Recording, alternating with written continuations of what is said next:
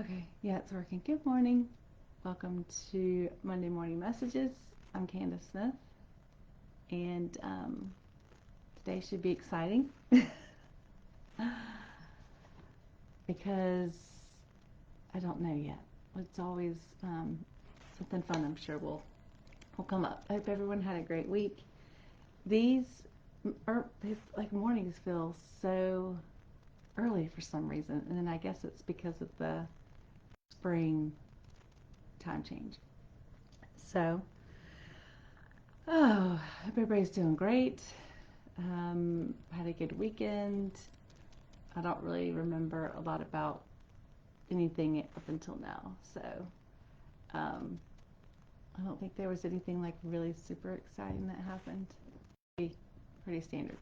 So for today's message, I almost wanted to do one of those things where it's like just ask me something because it just wasn't a lot that was coming to me. So um, what I thought about was how we start our day.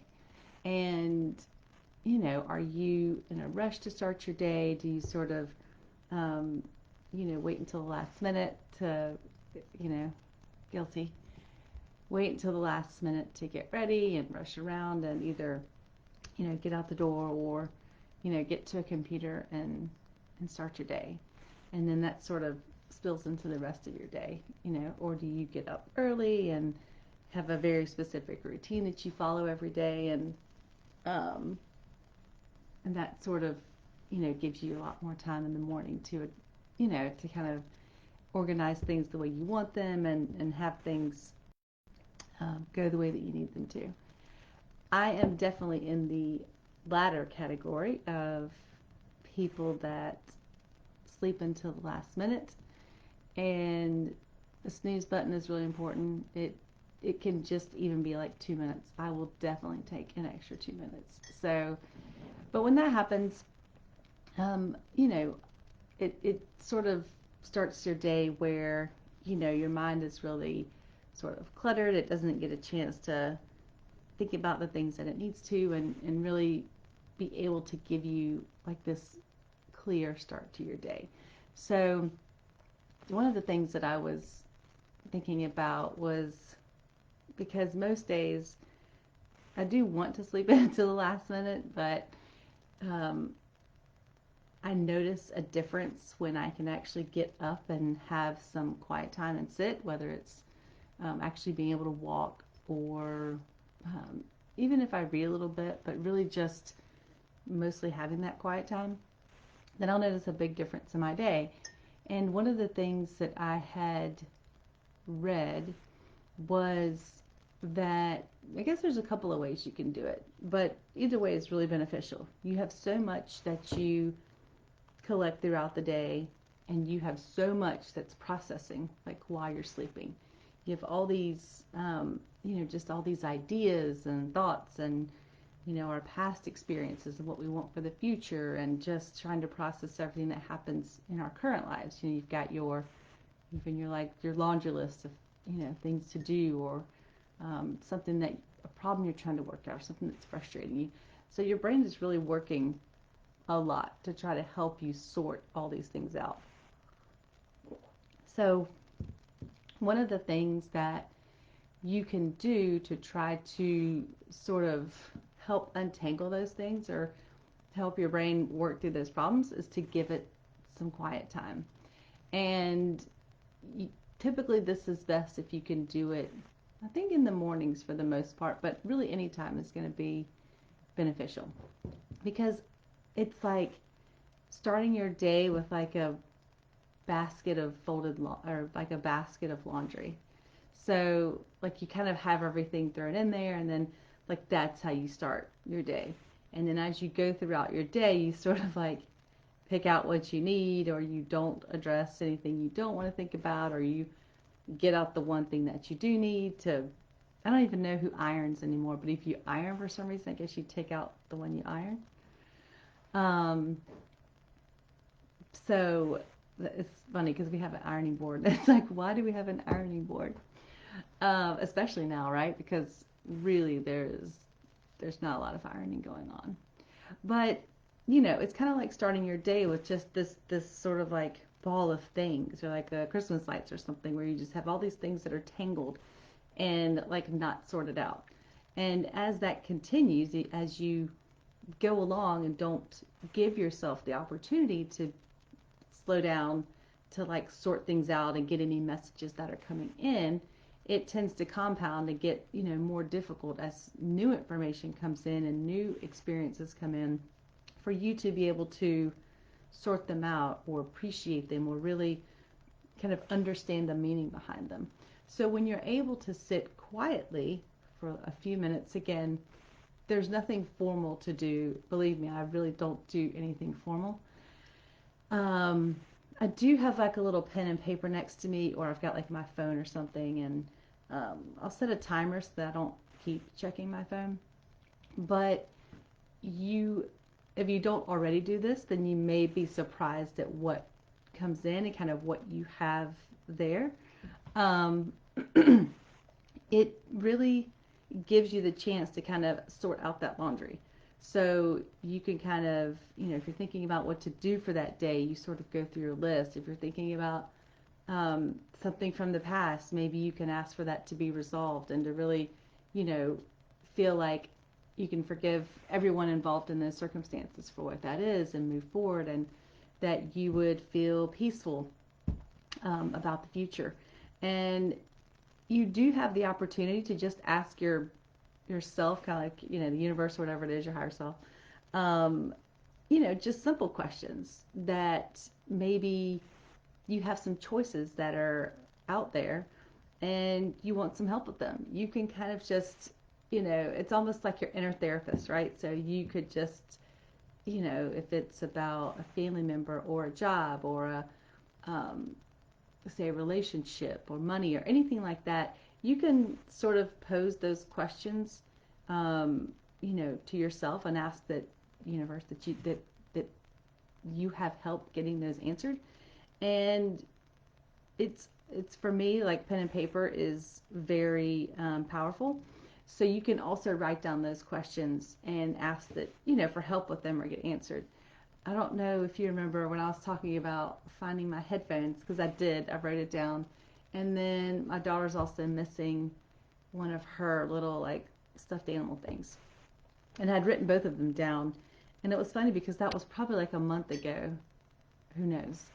And then I found the little like sticky note where I wrote it down, and I was like checking them off because, I was like, hey, thanks for helping me find those things. But those are some of the things that when you can take a moment to be quiet, we can kind of think about like what's on my plate, and not so much organizing your day, but just sort of letting things find their own place to go, and really, asking for the help that you need to feel peaceful about starting your day. And if you have the chance to write, or if you, are not so opposed to it, it's a great idea to sort of, what do they call that? Is it like data dump?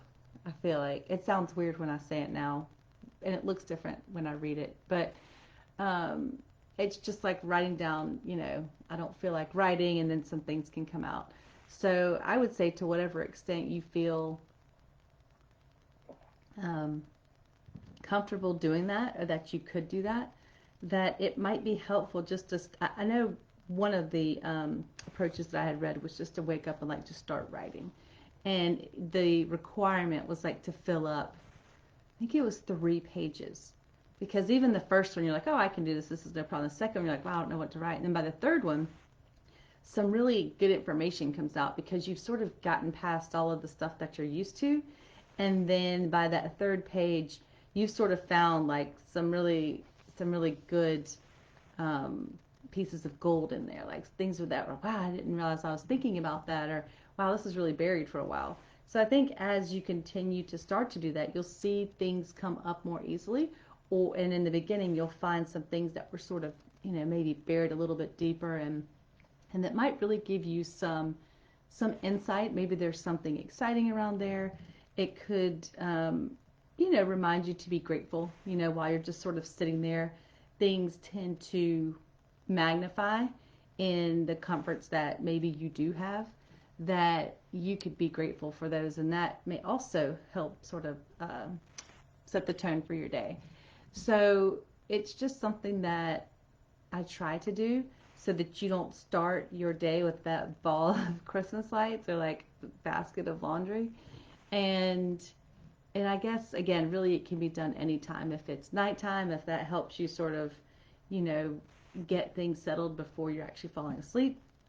Um, and then also, I think a very powerful way to get some like questions answered or maybe resolution to something is that before you go to sleep, you can ask for those things to be resolved or answered, not resolved, but like maybe answers given to you, or you know, next steps, whatever direction it is you're supposed to take, so that your brain you know, works significantly more, like it's so active because it doesn't have any of the stimulus like from the day, so it's very busy while you're sleeping.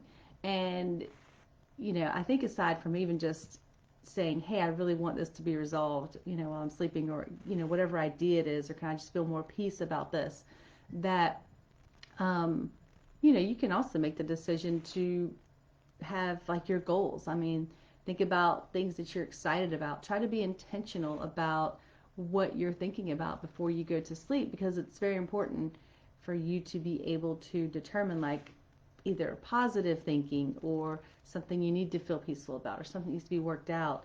Um, Anything that you can think of that will allow you to feel better, to grow, to be able to share things with others, whatever that is. um, and I guess that's kind of the whole point, because if you think about sitting in the morning, it does allow you to be a little more intentional with your day, because you're working through so many things before you start looking at your email, before you start taking phone calls. Try not to look at your phone for the first 10 minutes of your day. I have told my husband this, and he's grown. I don't know if he does it or not.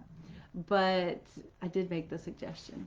So, you know, try to not let the first thing that you do be someone else's thoughts and ideas to determine how you're going to start your day.